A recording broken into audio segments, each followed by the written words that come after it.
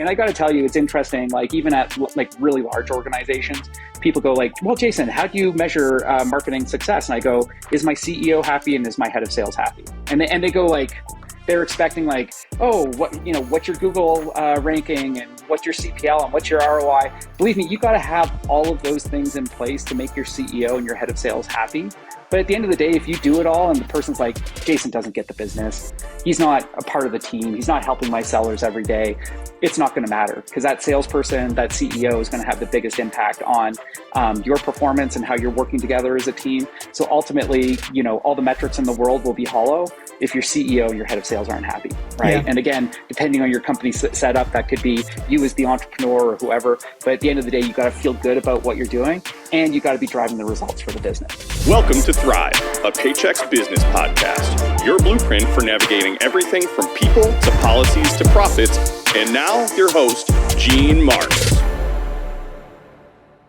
Hey, everybody, and welcome back to another episode of the Paychex Thrive podcast. Thank you so much for joining us. I have a great guest, a very special guest this week. It's Jason Rose from Paychex. Jason is the Senior Vice President of Digital Sales and Marketing, basically at the top of the marketing ladder at Paychex. And the whole point of this conversation is we want to learn from Jason about what he's learned from being in the marketing world for the past, I don't know, Jason, 80, 90 years? Is that what it seems like at this point? It feels like that sometimes, Gene, but certainly from a change in marketing technology over the course of the last 20 years, there's probably 80 to 90 years of innovation in there for sure. Yeah, I totally believe. How has it changed? I mean, you tell me, like start at the beginning, like how did you get into this field? And I'm curious to know, like, how has this world of marketing changed since you first started out after college? Sure. So in fairness, I started out as an accountant, believe it or not. So kind of an unusual route into the marketing world. But what I would say is this, marketing tends to have the largest discretionary budget. Whether you're a small startup or a large organization, you're probably parking dollars in marketing that you expect to put to work. So having that financial background actually is a real strength for running marketing teams of almost any size, right? You really need to manage it like a business, understand what you're investing, what your ROI is, and then be able to have the measurement to track how did that spend actually translate all the way through to revenue, right? I think having that impact on revenue in marketing is absolutely the most important. Now, what I would say is this, is over the 20 years, measuring that impact of marketing on revenue has become more and more challenging as the world has gone, obviously, more digital. And now with AI, I think we're going to have another layer of abstraction in terms of the dollars you spend and the results you see on the revenue side. But I'm sure we'll get into that a little bit later. I actually started off on, as a CPA, moved into consulting, from consulting into pre-sales. So actually being out, demonstrating software to customers, selling, being able to read the room, really enjoyed those aspects. I was at a small company. We got acquired by a bigger company. And there's this role called product marketing, which I'd never heard of before, seemed like kind of a weird role. But basically, I was going to do the presentations, messaging, for that product line for the entire company. So that was my opportunity to not only do a great job selling myself, but raise everybody's game in terms of how they talk about the product. And once you take that step, I moved from New York City, where I was living at the time, to the Bay Area. So I moved to the Bay Area in 2006 and was there until I joined Paychex in 2014, or 2024, I should say. Really just took on more and more senior roles in marketing, from that product marketing, which is more of a content, positioning, messaging, working with sales teams role, to owning the entire brand, and what does that mean? Taking on digital, the website, the earned media, the paid media. I can get into a little bit and unpack what those things mean in more detail for the non-marketers on the podcast today. And then really that led to marketing leadership roles, where I was leading small marketing teams for a couple of startups. And then from the startups, I went to big publicly traded through acquisition. I was at SAP for a number of years in senior leadership roles there. And then I went off and did chief marketing officer of a publicly traded company called Pure Storage. And then from Pure Storage, I'm now here at Paychex, kind of continually going up that ladder in terms of size, scale, scope, impact, and in some ways complexity as well. Like, how do you now, with multiple product lines and multiple audiences, really make sure that you're still connecting very strongly with the need of that customer, right? I'm curious. You mentioned you just at the onset of the conversation about how it's getting tougher and tougher, with the data itself. And you're like a financial guy, at least a financial background. I thought it was getting easier. Like I thought oh, we live in a data-driven world. So we're capturing data anywhere. I mean, you can't even, you turn on your computer, you're automatically being tracked and that data is going somewhere. And, and I'm just kind of, why do you think, why do you say that it's now tougher? Is it just because there's just too much of it?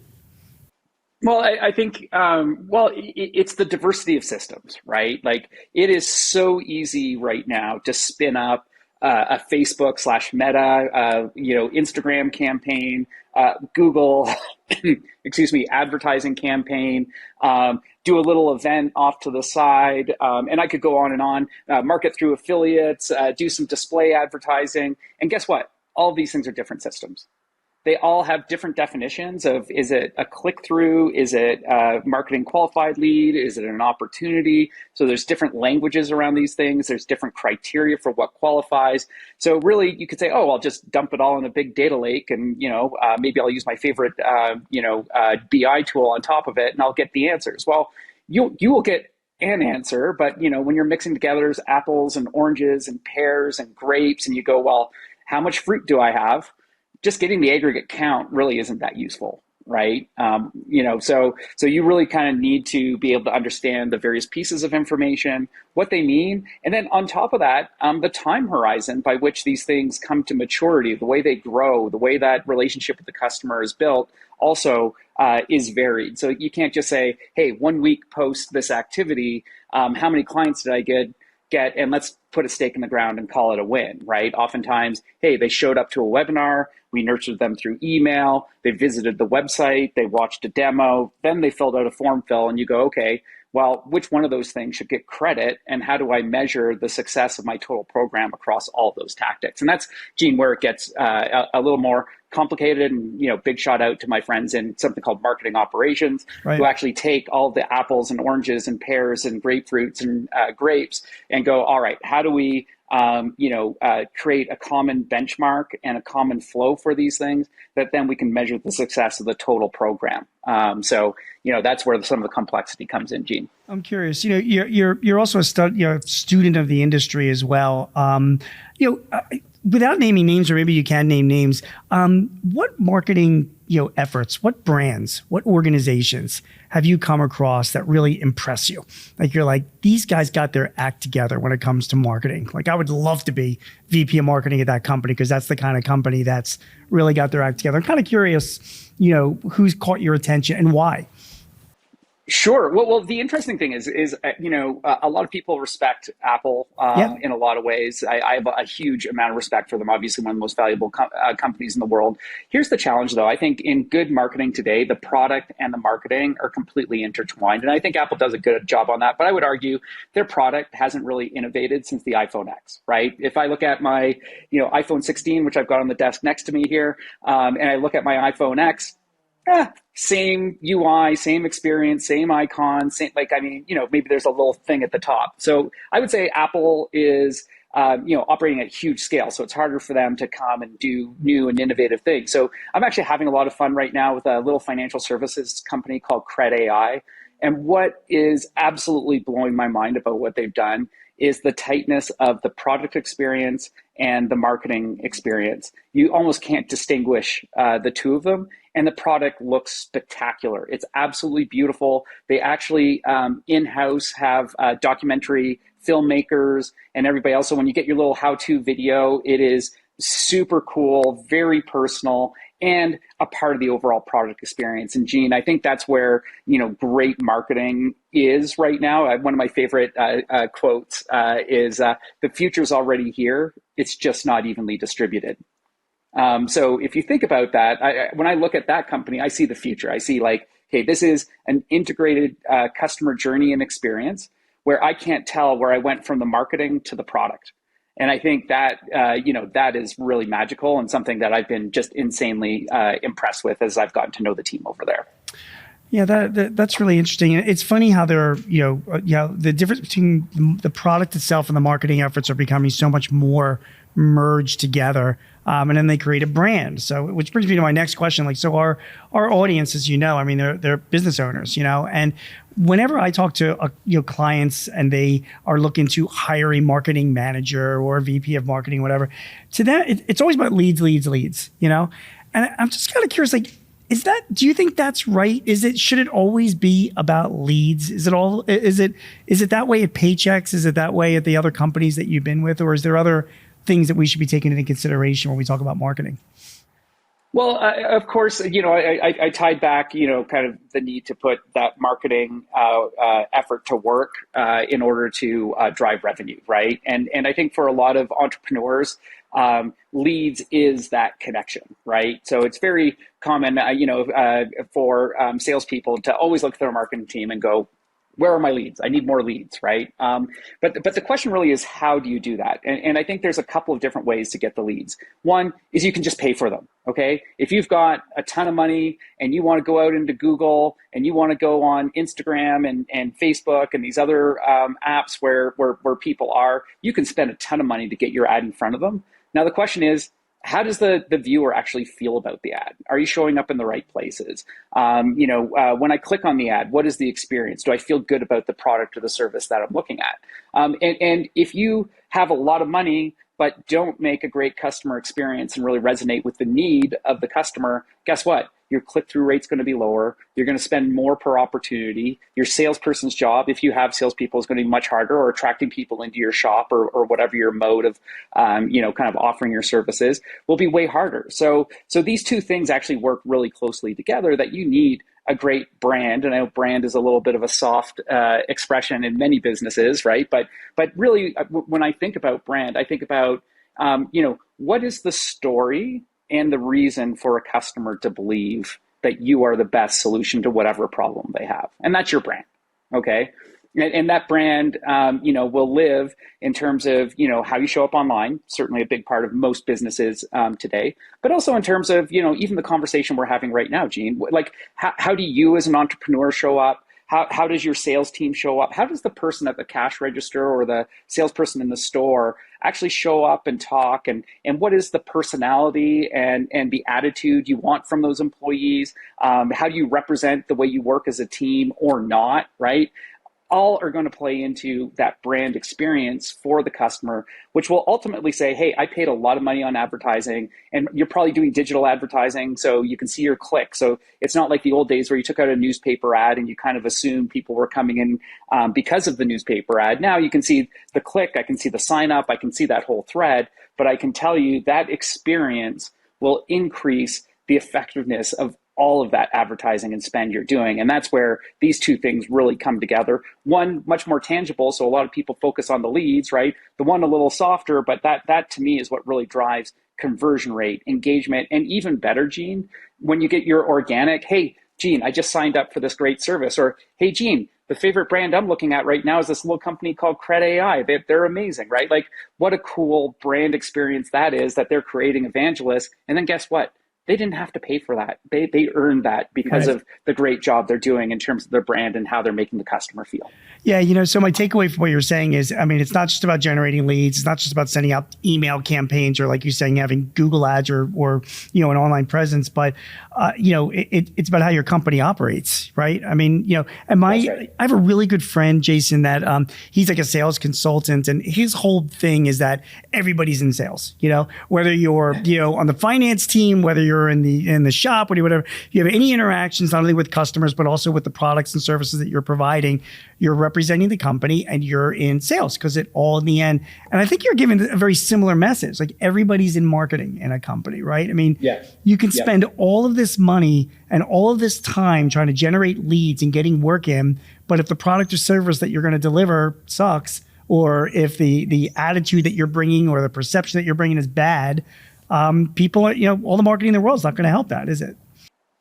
It's not. You might get that first lead in, but if they go out and they give you a bad review or, don't tell their friends about the experience, every lead you get is going to be a struggle. Whereas if you do the reverse and it's an amazing experience and that person is out there telling their friends and, kind of giving you referrals, I mean, man, that marketing dollar just gets amplified over and over and over again. I couldn't agree with you more. Let me talk about Paychex, because Paychex is a service company, at its core, we have a lot of people that are watching or listening to this they're running service businesses, and they might be very small and they're in different fields. Maybe it's an architectural firm or an engineering firm or a landscaping firm, but at its core, it's services like Paychex, performs, in the HR world. So as somebody who's leading marketing at a company like this, what are your plans? Like, how do what are you doing to generate, leads, to generate a better brand, to keep Paychex out there as a leading HR company? And I'm hoping that some of the things you say can then be translated to even much smaller organizations as well. What are you doing? Oh, 100%. So I think it really comes down to a few things. First and foremost, team. You got to have the best people. I know we're going to talk about AI a little bit later. The best AI in the world isn't going to help you if you don't have a great team, right? So first and foremost, that focus as an entrepreneur or the leader of a large team, I'm making sure I have the best players on the field at any given time. So that's number one, full stop. Number two, I would say it really is ensuring that you have a strong perspective on how you want to show up, right? What do you want to represent for your service? What are the key attributes of that? That's something we call like your positioning and messaging. So you really want to make sure that you understand what you want people to say and how you want to be perceived. So really making sure you've got that foundational core message down. And why is that important? Well, that's really important because whether you're running a 10-person company or a 20,000-person company like Paychex, you need to have, like you said, everybody's in sales and marketing, Gene. So you want everybody kind of saying the same thing. Because if Gene shows up and says, hey, Paychex does this, and Jason shows up and I say Paychex does something else, and then you've got a third person and a fourth person, well, then you're going to be extremely inconsistent. You won't have control over, what that message is and what your brand shows up as. So, again, making sure you've got that core story, that core principle of what your company stands for, and the thing you want your employees, your website, your digital advertising, et cetera, saying, so that it's consistent. It's just the same repetition over and over again. And for those entrepreneurs out there, you are going to be supercharged by your story because it's your story. But you'll probably get tired of saying the same thing over and over and over again. But you have to remember, the person on the receiving end or the company that you're trying to pitch or sell to, it's probably the first time they're hearing your story. So just keep that passion alive. You want that energy and enthusiasm for what you're doing. At the same time, you want to be ruthlessly consistent in terms of how you deliver it, because it's that repetition that actually builds the brand, builds the experience over time. So I think that is extremely important. And then, Gene, you get into all of the stuff, right? You've got your content, you've got your website, you've got what you're doing around what we call earned media or search engine optimization, which is how people just find you without paying. They find you organically, it's called, and they come in and you don't pay anything for that traffic. SEO, search engine optimization, is one of my favorite tactics because you are literally building the brand as you do that, because people are finding you based on the value of the content you're providing. And then you look at your paid tactics. Okay, so we're getting X amount organic. Well, I want to get even more through my paid channels. And those two loops should reinforce each other, right? My great consistent content with great consistent paid advertising should yield a huge amount of leads and a great deal of revenue for whichever company you're trying to run. Okay, that's great. Let's talk a little bit about, you really specialize in digital marketing. I know that's like your expertise. Talk to me a little bit about SEO. What kind of advice would you be giving a business owner about SEO? What have you learned about it, and where do you think it's going? Because obviously, AI is going to have an impact. Will we even be Googling things, in a few years from now? Will everything be ChatGPT just announced they're coming out with their own browser, and the other AI platforms are following similar. So talk to me a little bit about what you've learned about SEO from the aspect of what a business owner can learn about it as well. Yeah. So what I would say is the answer is a little more complicated than it was a year ago. And just like everything in marketing, I think we're seeing just a continued set of innovation and changes in terms of how customers want to engage, right? Like really at the end of the day, marketing is all about meeting the customer where they are and where they would be most receptive to whatever product, service, or message that you want to deliver to them, right? So search engine optimization, obviously Google has mid to high 80s, kind of search, market share. So yeah, so obviously, number one, how am I showing up in Google? How am I, both getting that organic ranking, which is in the middle of the page, as well as the paid on the side. Now, I will say the complication is something called the AI overview. So I'm sure everybody's seen, you type in something now, you get a little AI summary at the top before you even get search and people results. are clicking. People are clicking, less now through to That's links right. there because they're getting that overview. It's a challenge to businesses, right? Huge challenge, right? Because before you could measure the clicks, you could measure both on the organic and the paid side. Now people are reading the AI summary and kind of getting what they need and moving off. Now, it's not all doom and gloom. People who read the AI summary and then eventually click through actually convert to that opportunity into revenue at a much higher rate, right? So, so the medium of commerce hasn't changed, right? They're still going to buy online. They're still going to reach out to your sales team, again, depending on the type of service or product that you're offering. But the way in which they're doing their journey now has changed. They're not just clicking through and reading your content. They're getting an aggregate now of content from these AI chatbots, and then they're choosing where they want to go. So I think rather than in the old days, you would put in HR solutions for small business as a Google search, and you'd see us and all the other well-known companies out there, and you'd click on Paychex and you go check them out, and then you click on number 2 and you go check them out. You click on number 3, go over there. You get the idea. So there's 3 clicks there. I went off to these 3 different companies to have a look. Now I get an AI overview that says these are the big players in HCM. Here's what Paychex does. Here's what vendor number 2 does. Here's what vendor number 3 does. You read those and you go, wow, the Paychex one sounds like it's probably the best fit for me. So now I'm only going to click on Paychex and go over there, which means those other 2 companies never got the click. Yeah. By the way, if I can interrupt you, I never thought of that. I mean, you're absolutely right. Like everybody has been, screaming and yelling about, oh my God, we're going to get less, traffic on our websites. And I guess your point is like with this AI overview now, you'll be getting less traffic, but it'll be much better traffic because people will have read and done a little bit of the research beforehand. So if they're clicking through to your website, they're that much more interested in what you've got to say. It's a really great point. Yeah, absolutely. Well, and because AI hasn't replaced the product yet. Like I think that could happen, but for now, we're seeing it on the front end of the journey. But I see AI obviously is impacting products. AI is changing the way people consume not only the content but also the underlying service or product as well. So I think that is a huge sea change in terms of that search paradigm. But I will say this, Gene, there's a lot of consistency with the old search paradigm and the new AI paradigm, in that content still matters. The AI is reading the same content that the human would have and building summaries based off of that. So again, you need great content. You need that consistent story, and you need that strategy for showing up in search engine optimization. There's something called GEO, which is generative engine optimization, which is more your chat GPT or whatever. Frankly, I think there's just a ton of overlap and commonality in terms of how those two things work. I can get into the nitty gritty details, but I'm sure that'd probably be a little overload for a lot of folks on the podcast today. So content is still king. And it's just how it's being surfaced is different. And you want to make sure that you're still representing your company, your service, your product in the best way possible. And then the AI agents will come along, summarize it, and hopefully based on the quality of your content, you'll still get the click on the other side. Okay. So that's search and SEO. And I think that you made some great points there.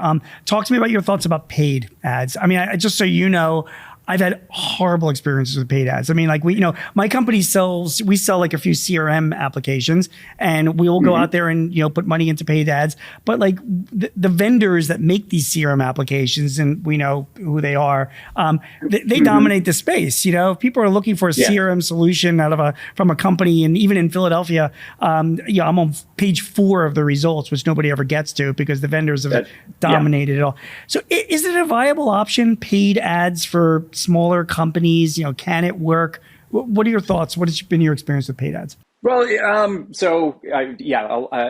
can imagine we could have spent the whole podcast on this, as a topic. And I think really it kind of comes down to first, making sure your advertising experience is as consistent as possible. I'll go back to it. If you've got something that says, I've got the best CRM for Philadelphia, that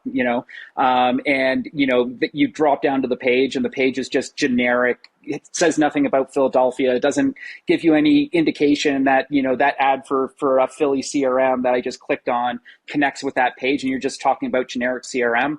That's going to be a fail. Like you're not going to convert as well, et cetera, et cetera, et cetera. It kind of goes back to that whole consistency point I've been making all along. So the first thing is get your house in order. Make sure that whatever ad copy or what you want to stand for as an organization is translating through to the landing page. That's where the person's going to land when they click through on the ad, or, the AI summaries usually have a link as well. So make sure you've got consistency between the content and what the person clicks on. So that's number one. So you just want to make sure that value chain is unbroken.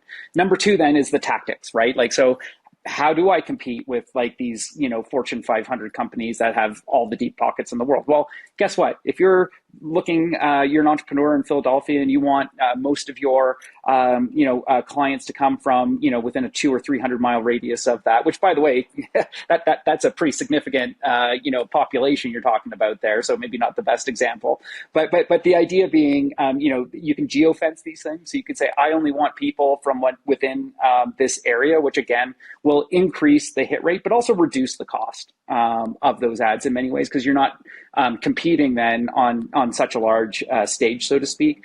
And then there's a whole set of long tail terms. Like I said, CRM may be dominated and super expensive to pay for, from an advertising, but CRM Philadelphia, maybe not, right? And if that's what your client base is looking for, then you can actually capture a disproportionate amount, maybe even pay a little bit more for that, because your content is going to be bigger than the big person content, and will resonate better with that customer that's going to want to buy local, right? And I think for a lot of the entrepreneurs out there on the call today, you are the most civically minded, locally orientated people in the country, right? And a lot of your customers are as well, because they appreciate your local perspective to what you're doing. And I think that becomes a differentiator, something that makes you different from some of the big national folks out there, that you can geofence, and then you can get more specific in some of the search terms that are relevant either to where you live or the specialty that you have in your business that will differentiate you from some of those bigger players with the super deep pockets.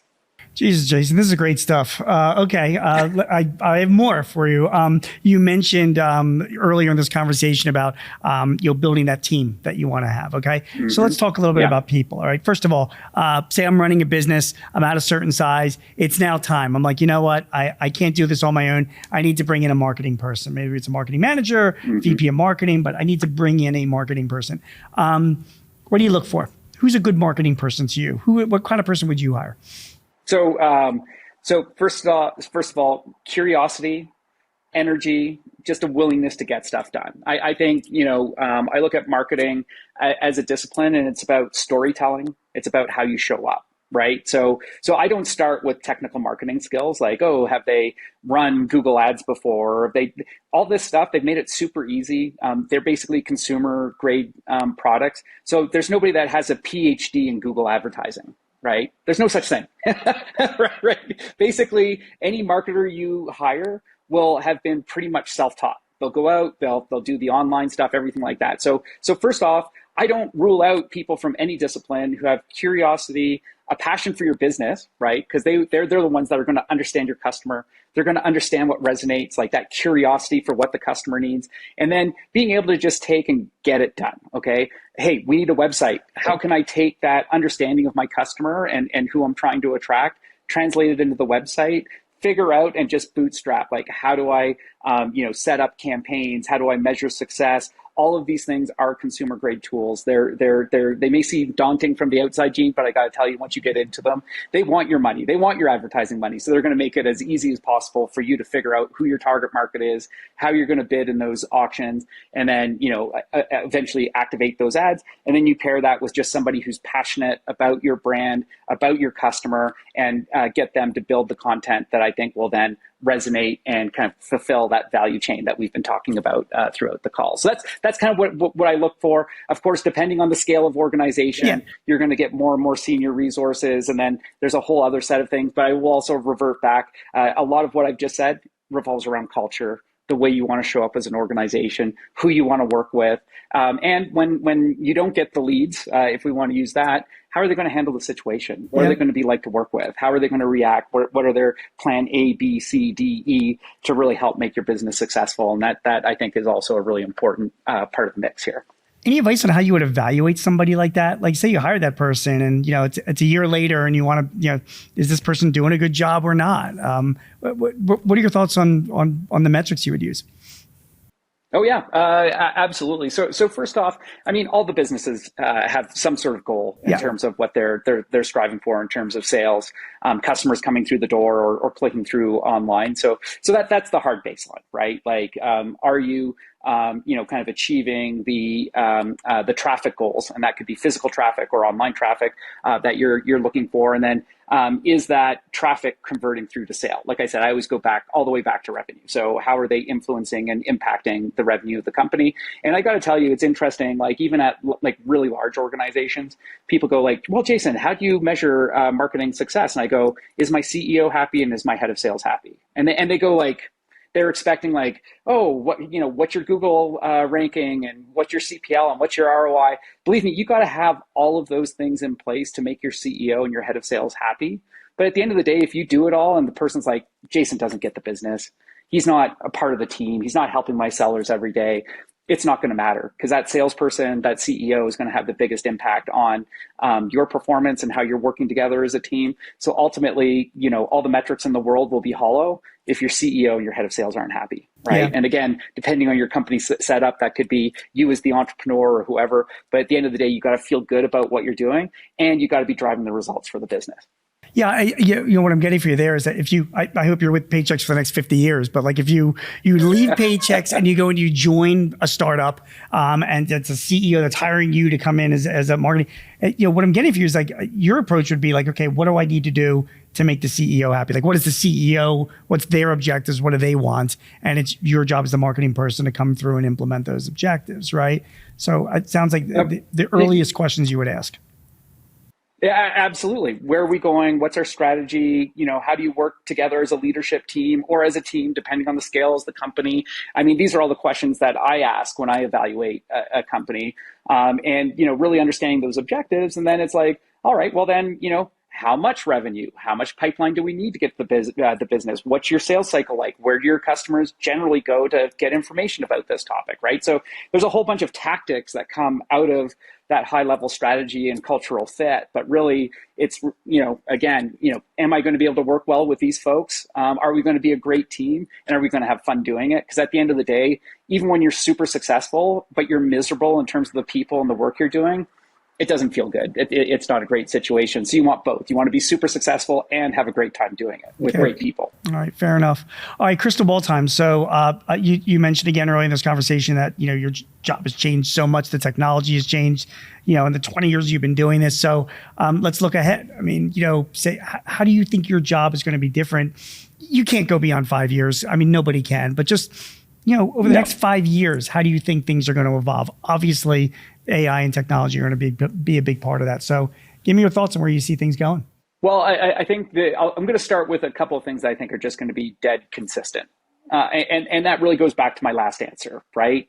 Understanding and aligning with the people you work with and having a great time working together is still going to be as important as ever. I don't think AI or any of the big technology shifts are ever going to replace that need for a strong company culture, a good fit, and alignment to a company's organization and the strategy and direction. So right there, I think bar none, those things remain consistent. The how, I think, is going to change drastically. Like I talked about, if we talked a year ago, AI overviews taking over click traffic and thinking about quality wouldn't have been on anybody's radar screen, right? This is literally in the last 12 months. And now it's just the way search has gone, right? It's not going there. It's already gone there. And that's only going to continue to evolve. So I think, understanding and leveraging AI to really help and augment that overall company vision, goal, and culture is going to only amp up. I think we're just going to see more and more reliance on it. I mean, if there's anything really important I need to write right now, I write it all up. I throw it into Chat GPT. It makes it a little bit better, and away I go. So I have that AI kind of writing assistant now off to the side that's just become a part of my day to day. And I think these things are going to just continue to evolve. Now, when I'm doing a presentation, guess what? I get a whole bunch of design recommendations right within my PowerPoint tool. And I go, oh, I like the way that one looks. Whereas before, I'd spend hours trying to figure out what the design of these things should be. So I think all of that work gets more efficient and effective. And I think it's just, but at the end of the day, your customer is still going to be a human being. Right now, we hear about agentic AI, but ultimately, they're always in service of a person or a company with a need. They're not just buying for their own need.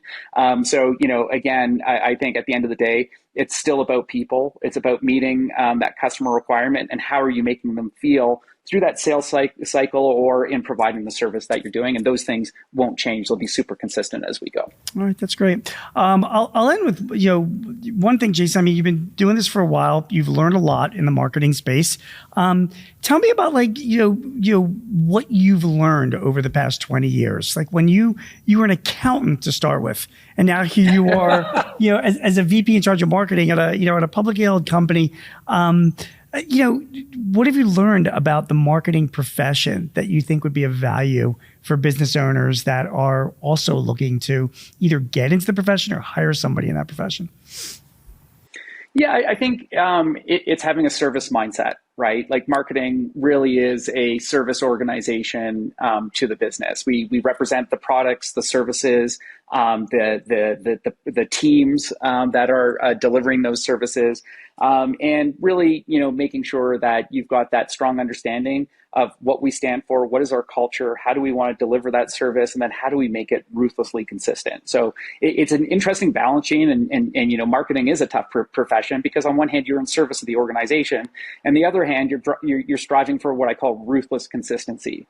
So that doesn't mean, hey, Gene, like I got this amazing message and story for Thrive, and here you go, and the next day I hear you talking and you're not using it. I'm going to go like, hey, Gene, like what the heck? We agreed that was the right story. What's going on there? So you're in service, but you're also like, hey, you know what? I'm adding value, and I know I'm adding value when we're hitting that consistency and you're using my service.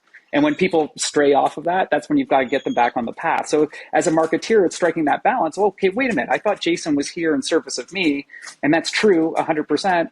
But at the end of the day, my job is to make us all consistent. So I also have to have the hard conversations that say, Gene, you're not living up to our standard. You're not being consistent, and I need you to do that. So that's always a tough balance to act, a tough balancing act, right? Great. I love it. One final question, I'll let you go. So say you've got all the money in the world, you're all happy. This is many years from now, you leave this company, you're going to start up your own business, your own small business. What business would you start? Oh man, that's a great question. My wife and I have been looking at kind of different health related businesses. So she's gotten into hyperbaric treatments. I'm actually in Lake Tahoe right now. It's 6,300 feet vertical. So that type of service that helps people really have a healthful and mindful life would be the type of business that I think I would be going into. That is great. That is great. Well, Jason, thank you. Great conversation. I learned a whole lot, and I know our audience learned a whole lot as well. And this is the advantage of bringing somebody that's got the kind of experience that you have in the marketing area to share with with the business owners that are listening and watching us. So I really want to thank you very much for sharing your information. It was my pleasure, Gene. Anytime. Really nice seeing you. Thank you. Do you have a topic or a guest that you would like to hear on Thrive? Please let us know. Visit payx.me/Thrive topics and send us your ideas or matters of interest. Also, if your business is looking to simplify your HR, payroll, benefits, or insurance services, see how Paychex can help. Visit the resource hub at paychex.com/works. That's WORX.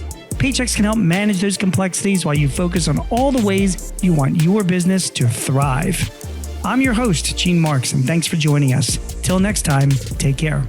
This podcast is property of Paychex Incorporated 2025, all rights reserved.